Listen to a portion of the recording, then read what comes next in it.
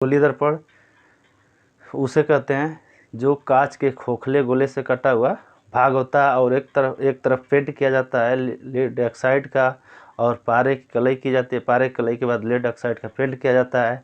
उसके बाद क्या करते हैं, जब पेंट कर देते हैं तो देखते हैं तो जिस तरफ पेंट किया होता है उसके विपरीत सतह पर चमकदार हो जाती है। विपरीत सतह क्या हो जाती है, चमकदार होती है, तो उसे हम कहते हैं गोली दर्पण।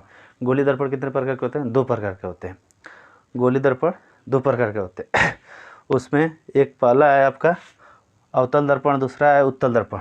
अवतल दर्पण किसे कहते हैं, चलिए देखते हैं। आज देखते हैं कक्षा 10 का जो अध्याय 10 है प्रकाश का प्रवर्तन, उसमें अगला टॉपिक है आपका गोलीय दर्पण। गोलीय दर्पण किसे कहते हैं तो उसको समझते हैं, ध्यान से सुनिएगा, समझ में आ जाएगा। गोलीय दर्पण किसे कहते हैं तो यहाँ पे देखेंगे किसी कांच के खोखले गोले का काटा गया भाग होता है जिसके एक तरफ कलई की जाती है और कलई के बाद क्या किया जाता है, पीबीओ लेड ऑक्साइड का पेंट कर दिया जाता है, जिससे कि दूसरे तरफ परावर्तक तल हो जाता है और गोलीय दर्पण उसे कहते हैं या गोलीय दर्पण कहलाता है। जैसे देखिए यहाँ पे हम लिए हैं कोई कांच का खोखला गोला होगा जिससे गेंद होती है, तो अब उसमें क्या है कि वो कांच का होगा, अब पूरा खोखला रहेगा और उसको हम क्या करेंगे, बीच से ऐसे काट देंगे। देखिए ये आपका पूरा खोखला है, ये पूरा आपका खोखला है और उसको क्या करेंगे, ऐसे काट देंगे। और काटने के बाद उसके एक तरफ देखिए बाहरी साइड पर हम पेंट किए हुए हैं, एक कलई किया हुआ है। उसी के बाद क्या किया जाएगा, पेंट किया जाएगा, किसका, पीबीओ का लेड ऑक्साइड का पेंट कर दिया जाएगा। तो किसी कांच के खोखले गोले का कटा हुआ भाग होता है जिसके एक तरफ पेंट, यानी कि पहले तो पारे की कलई करेंगे, उसके बाद क्या करते थे, पेंट कर देते। पाले की कलई करने से ये फ़ायदा होता है कि वो परावर्तक तल बन जाता है दूसरी साइड पे, तो पेंट कर देंगे। पेंट करने से क्या होगा कि जो इसके विपरीत सतह है, ये बाहरी सतह हो गया, ये दबा हुआ भाग, ये उभरा हुआ, तो दबा हुआ भाग क्या हो जाएगा, परावर्तक तल हो जाएगा, जिसपे हम प्रकाश किरण भेजेंगे तो आसानी से वो रिफ्लेक्टिव होकर, मतलब परावर्तित होकर उसी माध्यम में चली जाएगी। तो उसको हम क्या कहेंगे, अवतल दर्पण कहेंगे। क्या कहेंगे, अवतल दर्पण कहेंगे। देखिए ये आपका उभरा हुआ भाग पर पेंट कर दिए, दबा हुआ भाग चमकदार है, तो क्या कहलाएगा, अवतल दर्पण। अब इसमें द्वार है। अब उसके बाद आ जाइए कि ये तो आपका गोली दर्पण हो गया। गोली दर्पण के 2 प्रकार होते हैं। गोली दर्पण कितने प्रकार के, मुख्य रूप से 2 प्रकार के होते हैं। पहला होता है अवतल दर्पण, दूसरा होता है उत्तल दर्पण।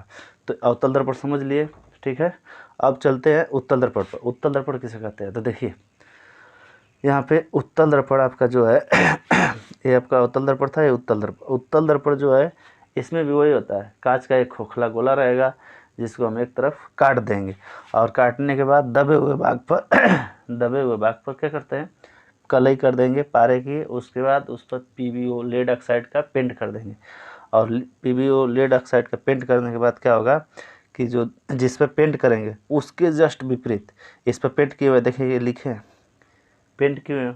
अब उसके बाद जो विपरीत सतह है ये वाला, ये परावर्तक तल हो जाएगा, तो ये आपका उत्तल दर्पण हो जाएगा, ठीक। तो फिर से सुन लीजिए, उत्तल दर्पण में पहले सुन लीजिए गोली दर्पण किसे कहते हैं। तो गोली दर्पण उसे कहते हैं जो कांच के खोखले गोले से कटा हुआ भाग होता है और एक तरफ पेंट किया जाता है लेड ऑक्साइड का, और पारे की कलई की जाती है। पारे की कलई के बाद लेड ऑक्साइड का पेंट किया जाता है। उसके बाद क्या करते हैं, जब पेंट कर देते हैं तो देखते हैं तो जिस तरफ पेंट किया होता है उसके विपरीत सतह पर चमकदार हो जाती है। विपरीत सतह क्या हो जाती है, चमकदार होती है, तो उसे हम कहते हैं गोली दर्पण। गोली दर्पण कितने प्रकार के होते हैं, 2 प्रकार के होते हैं। गोली दर्पण 2 प्रकार के होते हैं। उसमें एक पहला है आपका अवतल दर्पण, दूसरा है उत्तल दर्पण। अवतल दर्पण किसे कहते हैं, तो जब उभरे हुए तल पर पेंट किया जाता है, पारे की कलई की जाती है, पेंट किया जाता है, दबा हुआ भाग चमकदार होता है, उससे कहते हैं अवतल दर्पण। वही जब दबे हुए भाग पर पेंट किया जाता है, कलई किया जाता है, उभरा हुआ भाग चमकदार होता है, उससे कहते हैं उत्तल दर्पण, ठीक है। ये 2 है। अब इसमें परावर्तक तल किसे कहेंगे, तो जिधर जो चमकेगा, जिससे प्रकाश का परावर्तन होगा वो परावर्तक तल, और जिस पर पेंट किया जाएगा वो पेंट वाला भाग हो जाएगा। वैसे ही इसमें जिससे प्रकाश लौटेगा परावर्तक तल, जिस पर पेंट किया जाएगा वो पेंट वाला भाग हो जाएगा। और परावर्तक तल का जो व्यास होगा वही क्या कहलाएगा, द्वारक कहलाएगा।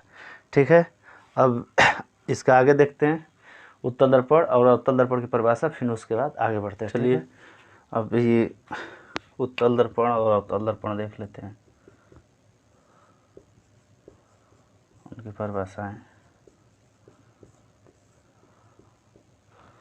तो अवतल दर्पण देखिए किसे कहते हैं, ऐसा दर्पण जिसका दबा हुआ भाग परावर्तक हो तथा उभरे हुए भाग पर कलई किया गया हो, उसे हम अवतल दर्पण कहते हैं। इसमें आपका ये फिगर ए है और नहीं ये फिगर आपका ए यहाँ पर है और फिगर बी यहाँ पर। तो फिगर ए वाला जो है वो इसमें रहेगा, फिगर बी इसमें रहेगा।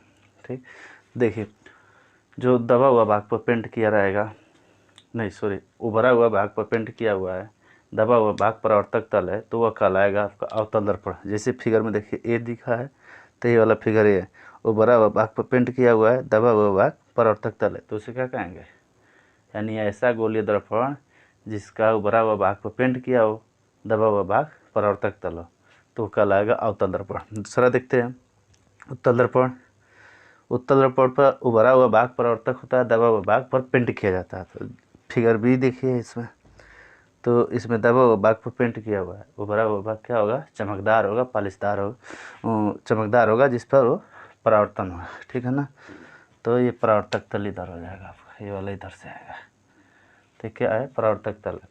तो ऐसा दर्पण उत्तल दर्पण, ऐसा गोलीय दर्पण जिसके उभरे हुए दबे हुए भाग पर पेंट किया जाता है, उभरा हुआ भाग क्या है, परावर्तक तल है।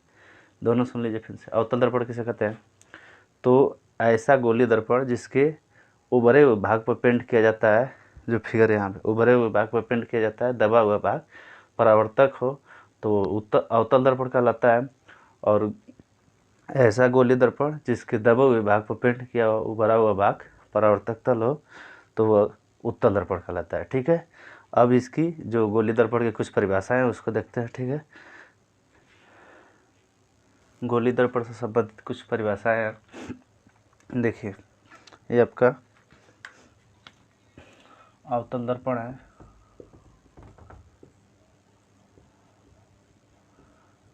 और ये आपका उत्तल दर्पण है।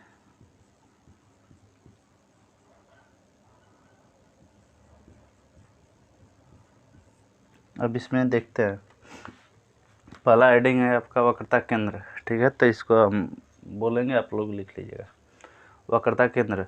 तो देखिए कोई भी दर्पण है, चाहे उत्तल हो चाहे अवतल हो, वो किसी खोखले गोले से कटा हुआ भाग होता है। ठीक है, तो देखिए मैं डट डट करके बना भी दिया।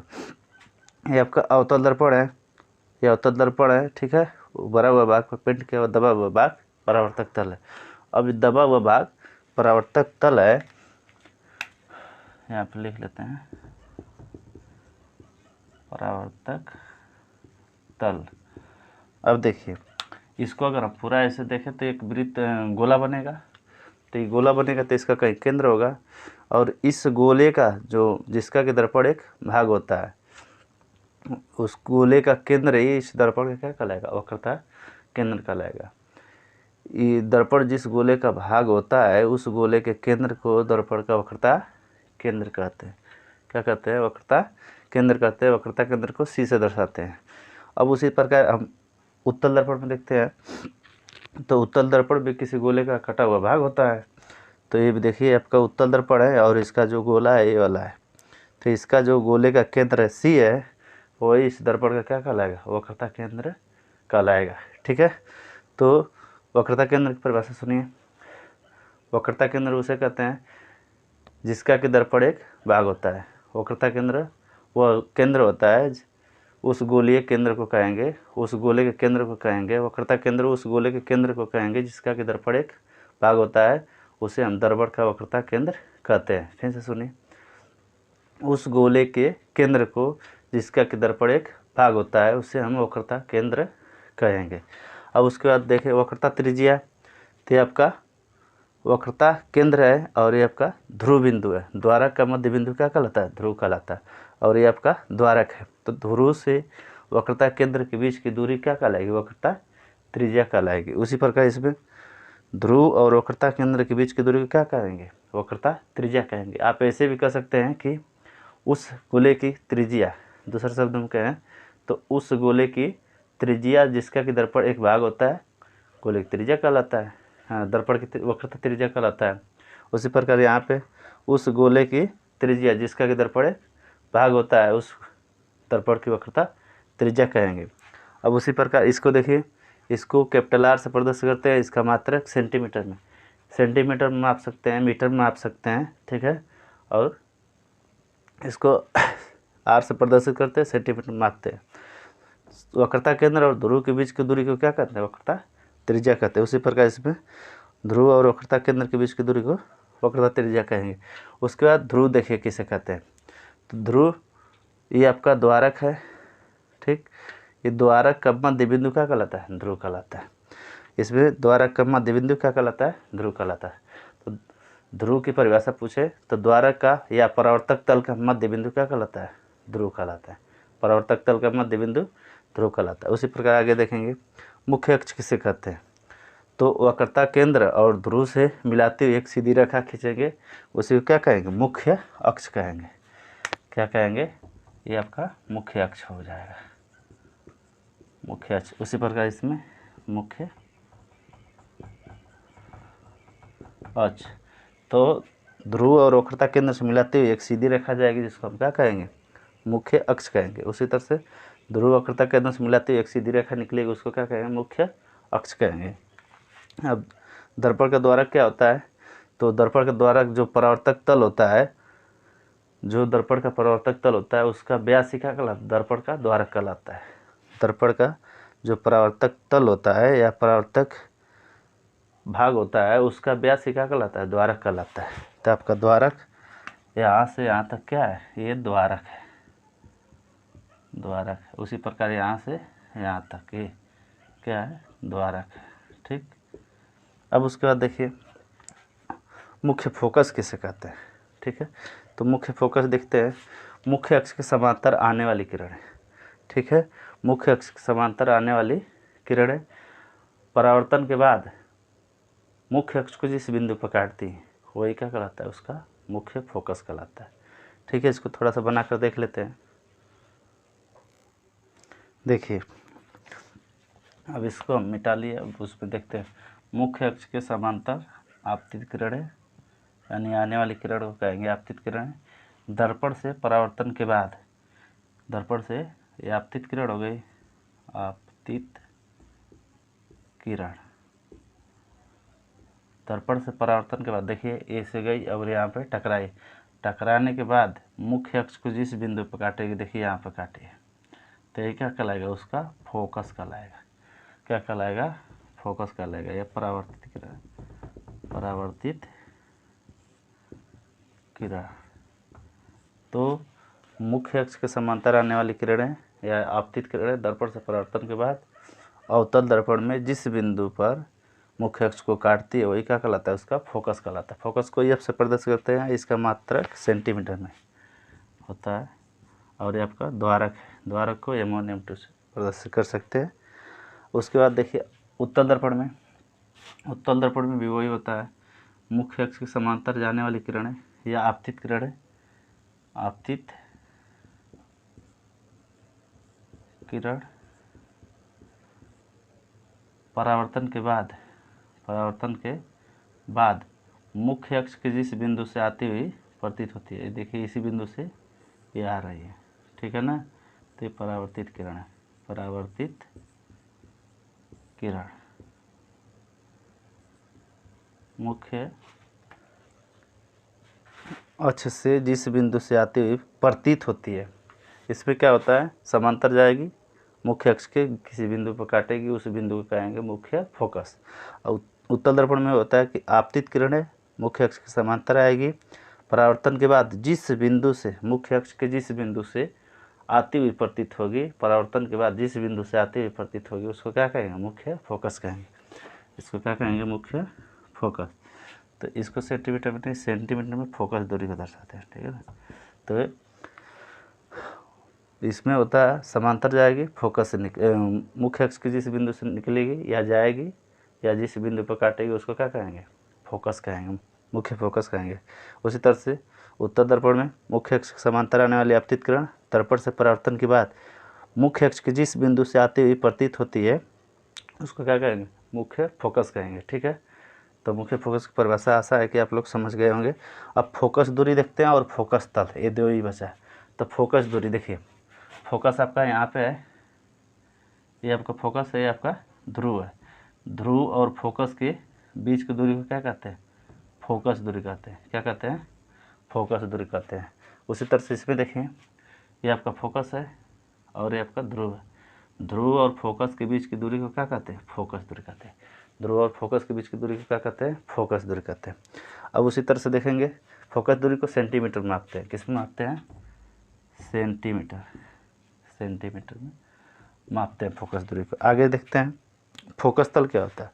तो फोकस तल का मतलब होता है मुख्य फोकस से होती हुई रेखा जानी चाहिए, किरण जानी चाहिए और भी मुख्य अक्ष क्या हो, लंबवत। तो ये आपका फोकस है और इससे होकर जाना चाहिए, और ये आपका मुख्य अक्ष है तो इससे लंबवत का मतलब कि वह 90 अंश का कोण बनाएगा मुख्य अक्ष पर और फोकस से होकर जाएगा। तो फोकस आपका यहीं पर है, तो फोकस से होकर जाना चाहिए मुख्य अक्ष के लंबवत, तो वही तल आपका क्या कहलाएगा, ये वाला तल मिटा देते हैं, थोड़ा सा साफ दिखेगा। ये जो आपका तल है यही क्या कहलाएगा, फोकस तल कहलाएगा। क्या कहलाएगा, फोकस तल कहलाएगा। और यहाँ पे देखिए फोकस है और इससे होकर जाने वाली मुख्य अक्ष के लंबवत देखिए 90 अंश का कोण भी बना रही है और लंबवत जा रहा है, यही आपका। तो ये क्या कहलाएगा, आपका फोकस तल कहलाएगा। तो मुख्य फोकस से होकर जानी चाहिए किरण और मुख्य अक्ष के लंबवत भी होना चाहिए। तो यही आपका क्या कहलाएगा, फोकस तल कहलाएगा, और उत्तल दर्पण पे ये फोकस तल कहलाएगा। ठीक है, अब अगला जो टॉपिक है अगली वीडियो में मिलते हैं, अगली वीडियो में। थैंक यू, धन्यवाद।